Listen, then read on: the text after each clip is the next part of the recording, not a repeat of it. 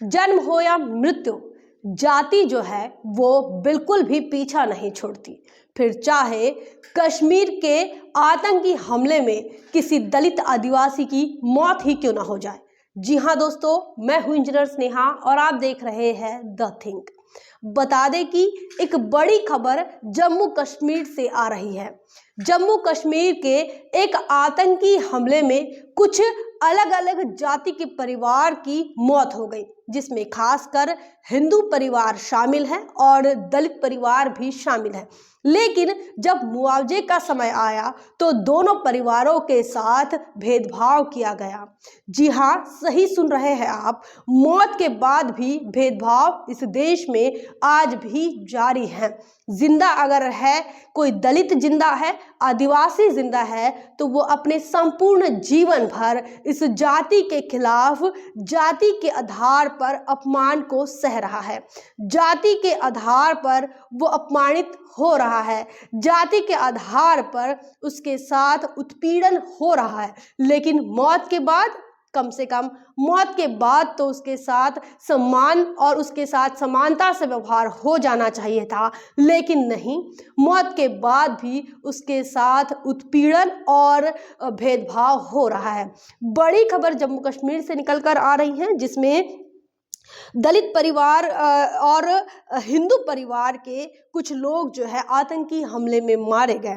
और ऐसे में जब मुआवजा देने का समय आया तो उच्च जाति के हिंदुओं को 10 लाख का मुआवजा और दलित परिवार के को 6 लाख का मुआवजा दिया जा रहा है। इस बात को लेकर संपूर्ण देश में अगर कहीं आवाज़ उठ रही है तो वो बहुजन समाज पार्टी की ओर से उठ रही है। बहुजन समाज पार्टी के राज्यसभा के सांसद रामजी गौतम, इन्होंने इस पर आवाज उठाई है। उनका यह कहना है कि देश में दलितों, आदिवासियों, वंचितों के साथ अन्याय, अत्याचार जातिवादी मानसिकता के लोग ही करते हैं। तब यह लोग अपनी शिकायत बड़ी उम्मीद के साथ प्रशासन या सरकार से करते हैं, लेकिन जब सरकार ही इनके साथ जातिवादी मानसिकता से पेश आती है तो कहाँ जाए। प्रधानमंत्री भारत, इन्होंने संज्ञान लेना चाहिए। जय भीम। उनका यह कहना है कि जब इस प्रकार की घटनाएं होती हैं दलितों के साथ और साथ ही सवर्ण जाति या सवर्ण हिंदुओं के साथ इस प्रकार से जातिवादी हमले होते हैं, उनमें उनका परिवार मारा जाता है या फिर उस परिवार के कोई लोग सदस्य मारे जाते हैं, और जब मुआवजा देने का समय आता है सरकार की तरफ से तो उस मुआवजे में जो है जातिवाद दिखाई देता है, भेदभाव दिखाई देता है। तो सरकारी पैसों से ये भेदभाव क्यों पाल रहे हैं? क्या सरकार का पैसा इस देश के अंदर जातियों को बढ़ावा देने के लिए है या जातिवाद को बढ़ावा देने के लिए है या इस देश के अंदर भेदभाव को बढ़ावा देने के लिए है? क्यों सरकारी पैसों का इस प्रकार से दुरुपयोग हो रहा है? क्यों सरकारी पैसों का इस प्रकार से भेदभाव को लालन पालन करने के लिए इस्तेमाल हो रहा है? चूंकि इस देश के अंदर सरकारें भी भेदभावपूर्ण व्यवहार करती हैं। यही कहना बहुजन समाज पार्टी के राज्यसभा सांसद का भी कहना है। उनका यह कहना है कि सरकार ही जो है वो इस भेदभाव में शामिल है, सरकार भी भेदभावपूर्ण रवैया अपनाती है, सरकार भी इस प्रकार से शासन और प्रशासन भी जातिवादी मानसिकता को लेकर काम कर रही है और इसीलिए अनुग्रह राशि में इस प्रकार का भेदभाव पाया जाता है।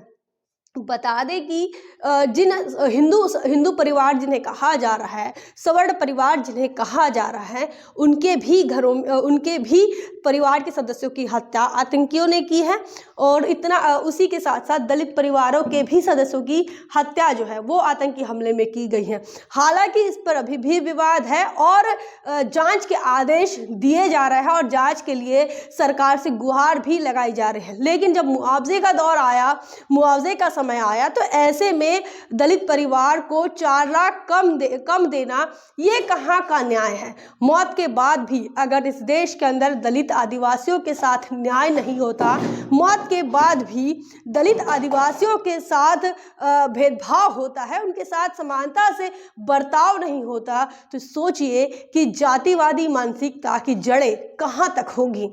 कहाँ तक ये जातिवादी मानसिकता जड़ें जमाकर बैठी होगी। आपका जन्म लेना, आपका जीवन जीना और आपका मृत्यु भी हो जाए, इस देश के अंदर ही नहीं पूरी दुनिया के अंदर जीवन को ही सबसे मूल्यवान माना जाता है। लेकिन जीवन जीते समय भी दलित आदिवासी संघर्ष कर रहा है। जन्म के समय से वो अपनी जाति को लेकर पैदा होता है और उस जाति के साथ जो घृणा, जो उत्पीड़न, जो जातिवाद, जो भेदभाव लेकर वो आता है, जो अपमान लेकर आता है, उसे जीवन भर ढोता है। क्यों? क्योंकि इस देश के अंदर कुछ लोगों ने, जिन्हें मनु कहते हैं, जिन्हें वेद कहते हैं, जिन्हें धर्मशास्त्र कहते हैं, वहाँ से जाति व्यवस्था लेकर आए हैं। वो पैदा होते हैं इन व्यवस्था को लेकर, इस व्यवस्था को ढोते हैं और मरने के बाद भी वही धर्मशास्त्र को मानने वाली सरकारें, वही धर्मशास्त्र को लालन पालन करने वाले संगठन, वही धर्मशास्त्र को लालन पालन करने वाला प्रशासन मौत के बाद भी इनके साथ न्याय नहीं कर पाता।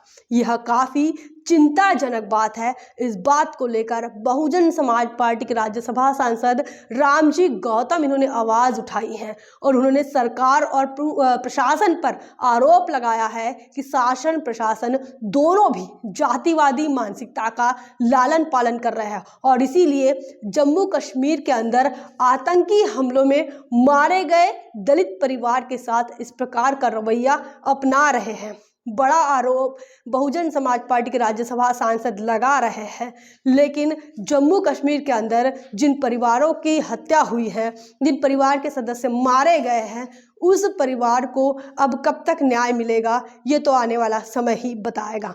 आप क्या सोचते हैं कमेंट सेक्शन में ज़रूर बताएं। बने रहे द थिंक पर। जय भीम, जय भारत। बहुजन विचारधारा को घर घर तक पहुंचाने के लिए हमारे YouTube चैनल को सब्सक्राइब करें, लाइक करें, कमेंट करें, शेयर करें और बेल आइकन की घंटी दबाना ना भूलें।